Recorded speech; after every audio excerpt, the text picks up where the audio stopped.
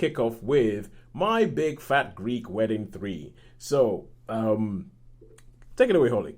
Okay, so I should begin by saying that whilst I have seen the first one, it was many, many, many years ago.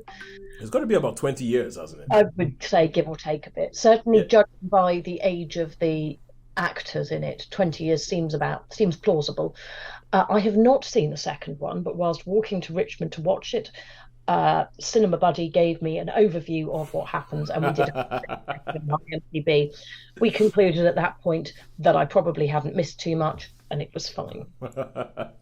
Realize of My Big Fat Greek Wedding 3 is that, and I think people can cope with this, that the father from the first film, who became the grandfather of the second film, Yes. died. Yeah. And his wife has clearly worsening dementia. And his daughter had promised her father that he would take his diary from when he first moved to America back to where the village he came from in Greece and give Yeah. it to his best friends, which is a lovely, heartwarming thing. Yes. Is then facilitated by the fact that they receive an invitation, the entire family, to a reunion in the village from Yeah. when the father came. So off the family go. The husband, what was the boyfriend, who is now the husband, Played and by John Corbett yes, of Sex and the City fame. and the daughter, who is arguably still the daughter but also the mother, and the daughter who is also the granddaughter, Nia Vardalos, yeah. and the brother of the now mother, Yep, yep, yep, yep, yep. and a So number of Nia Vardalos was the one who it was her wedding that led to the My Big Fat Greek Wedding of the yeah, first of the yeah, and so she's kind of like the central thing with her husband, who I keep wanting to call Ian because his name was Ian in Sex and the City, but I'm pretty sure his name is not Ian in this. Brazilian. But it and is and the, and a the lot. first one was all about pretty much like a sort of two different cultures meeting, and it was a little bit of him being a fish out of water, fall in love with a Greek woman, and then having to figure out what was going to happen with this whole, oh, this is what we do in our wedding culture, this is what we do it. I just remember a line that her dad says in the first one, going like talking about his white family, going, no, that family is so dry, that family is like a piece of toast. I just remember, And they don't really approve of her marrying somebody who's not a Greek. who's not Greek, yeah. Yeah. So that is all very, very key to everything, to all of the dynamics across, I think, all three films. Yeah. So the family and the extended family, and I honestly have no idea who half these people are, but they're all related, and I don't think it therefore matters exactly who they are. I think that's actually that's part of what is that's part of the whole thing in the first one was that the Greek Yeah, family is big, it's huge. There's yes, all these people around. Why are they here? We don't yeah, know. That's an uncle. I'm actually related. No, and being Nigerian, I can really really relate to that. I can really relate to big massive families all around, especially around the wedding. How do we know them? Don't worry about it. They're part I of the family. I'm aunt to a lot of people I am not related to. So Yeah, yeah, many of them, or godmother or honorary godmother, huge swathes of children, no yeah. blood relationship whatsoever. Um, so you have this vast family, and off they go, seen off by yet more members of the vast family. It apparently takes an entire Greek family to see people off at the airport.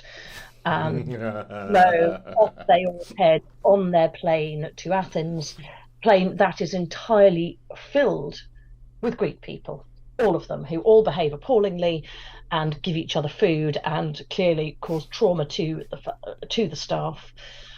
And they arrive in Greece to be collected by the mayor of the village. I'm sorry. I was still laughing about everybody behaving appallingly, and I'm like, well, one person's appalling is another person's camaraderie.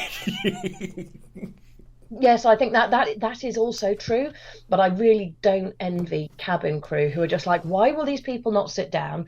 Why do they keep moving around? Why are they giving everybody food? You Well, see, well, just what they're meant to. this is the thing. I genuinely think one person's appalling is somebody else's camaraderie, and I also do not envy cabin crew who have to deal with said camaraderie. I 100% hold both things in my head at the same time. Yes, yes, agreed, agreed. Very, very much so. There is no cognitive dissonance here whatsoever. Yeah. So off, yes, off they all go to Greece. They are collected in a very battered truck by the mayor of the village, who is a relatively young person. And this is all sounding familiar. Yeah. And off they head to this village in the middle of nowhere in order to prepare for a village reunion, which may or may not be quite what they had expected it was going to be. Yeah. And hilarity ensues, along with with one of the relatives having brought along a nice Greek boy by the name of Aristotle, who had whom she had set up with briefly with the daughter, mm-hmm. and who had not then seen each other again because she had basically ghosted him. And they find themselves sitting next to each other on the plane, and part of his reason for being there was in order to be able to tighten the neck of the relative who had invited him along so that she looked better in photographs and to carry her luggage. That sounds like the Andrea Martin character. So okay, so thoroughly surreal.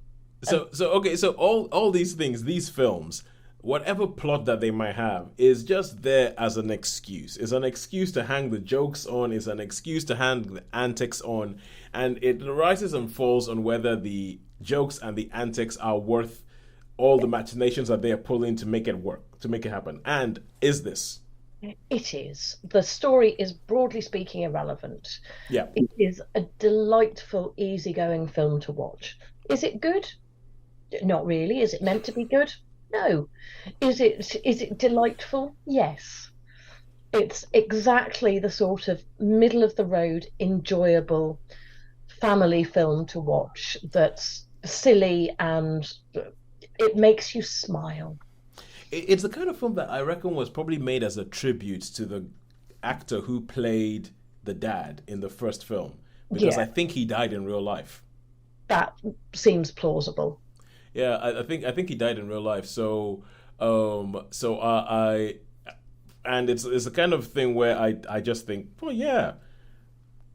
Well, okay, let me put it this way: if Mamma Mia was made which was pretty much just an excuse for a whole bunch of actors to go swan around a Greek island, I don't see a problem with what can be made. I have no problem with that. So when you say how many stars would you give this? I'm going to give it a solid 3. I would like to give it 4, but I'm not sure it's because it's not good. Yep. It's delightful. And a delightful can only really get a 3 if it doesn't have something really solid behind it. So would recommend it. We'll happily watch it again on a rainy day on TV. Yep. Absolutely recommend it. Still will only give it 3 stars. Wow, cool, good stuff. Which is what I expected for something like this. I think it would coast along enough, happily enough, on the charisma and of the stars and the fact that you like hanging out with them. So yeah, Michael Constantine, he died in real life. He died 2021. So yeah. This film I think is pretty much a tribute to him. I'm good with that. Good way, in a good way, very much a good way. What was the husband called? The boyfriend who's the husband and the father? In real life or in the film? Film. Let's check. Blah blah blah blah blah. Cast. Ian. He is called Ian. Yes, you're correct. He is called Ian. Has he been Ian in 2 films then, or a film? Was he also Ian? Or are you just conflating? And you've decided. Was he also Ian on Sex and the City? Okay, I need to check now. So he was Aiden on Sex and the City. Oh, yes. Aiden on Sex and the City. Ian in My Big Fat Greek Wedding. Ian, very similar. Okay, well that's it. That's it. Well, you can't spell Aiden without Ian. But anyway, yes. So that's it. 3 stars for my Big Fat Greek Wedding, which is what I thought we would get. So yeah, when I eventually might get to a cinema, but let's be honest, with waiting for a baby to be born, It's a lot more likely to happen when it shows up on some streaming platform at some point.